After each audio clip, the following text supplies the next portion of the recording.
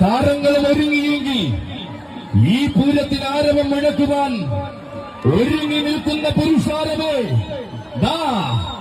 നിങ്ങൾക്ക് ദർശനം നൽകുവാൻ ഒരുങ്ങിക്കഴിഞ്ഞു കാലകാലേശ്വരപുത്രൻ.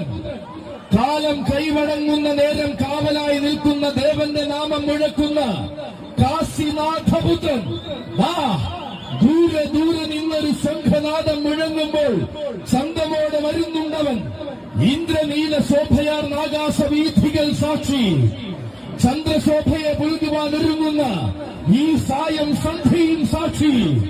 അതെ, അവതാര പിറവിയുടെ മുഴുവൻ രൗദ്രഭാവവും ആവാഹിച്ച ആ മൂർത്തിക്ക് പേരെന്തേ ഉള്ളൂ?